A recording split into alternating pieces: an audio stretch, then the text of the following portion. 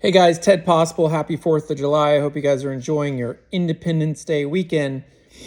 Today I just decided that what I was going to do is talk about some of the questions that were asked to me at the table in Maryland Live when I took the 80-20 that I described in my last video. So the first question was, how do you do that? How do you not react when you lose an 80-20 in such a big pot? The answer to that is it's preparation. So, I'm always, as soon as I get it in as an 80-20% favorite, I'm thinking, okay, job done, awesome. I got myself in the best spot. 80% of the time I'm going to win this hand, 20% I'm going to lose, and then I just let it go. And that ties into the next question. The next question is, well, so you just don't feel the emotions at all? And no, the answer is no to that. When you suffer an 80-20 beat, and here's the key to this, it's the way you phrase it.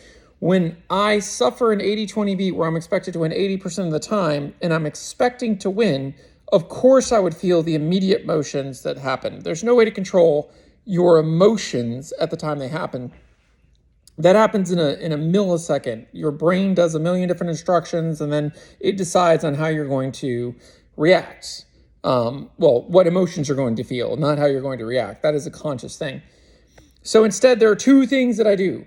And the first thing I do is I prepare for this situation over and over and over again by going to a site simulator and losing 80-20s or 98-2s or 92-8s or 93-7s or 97-3s, whatever it may be. I lose those hands, 3% or whatever. When I hit those, and I just practice, okay, just like I said before, I'm a 97% favorite, 3% of the time I'm going to lose, and then I prepare for the 3% loss in my head. And it's also important, I also prepare for when I win 97% of the time, that I'm just going to accept that I did the best I could and move on. Always, being respectful of other players and, congratulating the player who wins. And also, if it does bust out the other player, saying, great game and, shaking his hand. That's the most important thing at that point. It is not about winning the hand. As soon as I get it in, it doesn't matter what I do. And so that's the first thing is to practice ahead of time. The second thing is to realize that I'm going to feel an emotion. An emotion is going to happen. It's what I do for that particular emotion that matters, how I react. And reacting is a conscious decision. So if I frame it in such a way that it's going to happen, 20% of the time in an 80-20, then my reaction should be, well, this is normal. So that was one of the questions I got asked. There were some other questions at the table, questions like, well, how do you prepare for this? How do you study? I kind of talked about a simulator before, playing a lot of poker, just putting yourself in the situation over and over again. So then I get a really, really good question, and it actually took me a couple minutes to respond to this because I hadn't been asked it before. But the question was like more about, before I go into that, more about my name. So I got a lot of questions about Ted Possible. Is your name really Ted Possible? It is. And how did you get to have such an awesome last name? How did you get Possible's last name? Well, I changed my name. Everybody knows I'm changing my name. So that's how I was able to do it. And then, the question was, well, why would you change your name to Possible? Is it because you think anything is possible? And absolutely, I do think anything is possible, except there is one thing I do not think is possible, and that is to change the free will of another individual. That is not possible. That's not something you can do. But anything inside of your realm of possibility is possible, or my realm, I should say. So all of that brought the culmination of the question. So if you're Ted Possible and you think anything is possible, why poker? And my immediate knee-jerk response is, well, people have passions towards something, and I've always wanted to be a professional poker player. I find that most people are running away from poker. They're playing poker, they're winning money, and they're running away from it. And I have always been running towards it. So I really want to be a professional poker player. So that was my knee-jerk reaction. But then after I like, something I often do is I'll take a question and I may answer it, immediately. But then I'll think it over and I'll reflect on it. So I think about maybe 5, 6, 7, 10 minutes later, I thought of another reason. And that reason is poker. In poker, you're going to meet all kinds of people. You're going to meet people that, from all walks of life. You're going to meet people with challenges and opportunities like none other. Like, you're not going to meet that in, per se, a business field, or it's going to be way less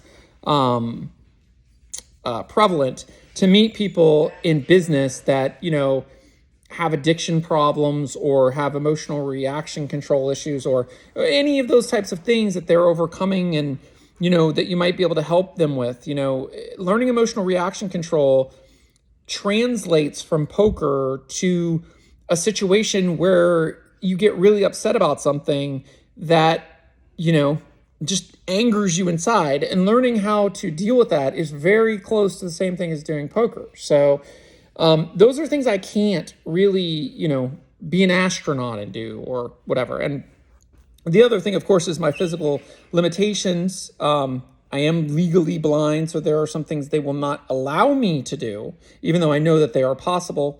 But more than that, it's the passion towards poker and the people that I meet when I play poker, the wide spectrum of people looking for, opportunities and challenges and help and, hurting. And that's what I want to do. I want to help people. I want to help people more than anything. So that would be the answer to that question. And the next question was, what is possible poker? Well, possible poker is the concept that you can achieve anything in poker if you set your mind to it, and there's strategies that help you to do that. It's also the belief that you don't lose your bankroll over hand strategies. You lose your bankroll over poor bankroll management, poor emotional reaction control, attaching yourself to outcomes, not identifying and using image management, and a variety of other things sprinkled in here and there, but almost never just due solely to hand strategy. So that's what possible poker is about. And very aptly, the table did describe me without me saying anything as wanting to be a poker life coach. And that is absolutely true. I am looking to be a poker life coach, and I can't think of any other way that I can demonstrate that and establish trust, which I know is earned, than doing it myself, than showing you how to do, and I mean you, the audience, the people who are looking to be trained, how to do the things that I'm saying to do in order to improve both your game and your life. So that's what I'm going to do. I'm going to take my bankroll, I'm going to run it up, and I'm going to become a professional poker player in 4 years. And I'm going to do that using the strategies that I've outlined in this video, the strategies I've outlined in other videos, and, emotional reaction control. I announced yesterday that anytime someone beats me 80-20 or better, and maybe some other situations, you're going to get a free t-shirt. I'm reaching out to people so that I can, better the vlog, so that I can bring more content. I'm new to this, so, this is me just getting started on the ground floor. But overall, my goal is to show the poker player who wants to become a really good poker player that these strategies work, and I will do that. So, guys, I think that's the end of the questions. I don't know that there was any other questions. And if I missed them, please comment below, write your question in the YouTube chat, and I will then answer these questions on future vlogs. As I said, we're going to be doing some changes to the vlog. Super exciting stuff. And again, happy 4th of July. I hope you enjoy your Independence Day. And like, subscribe, and comment below. And remember, anything is possible. Thanks.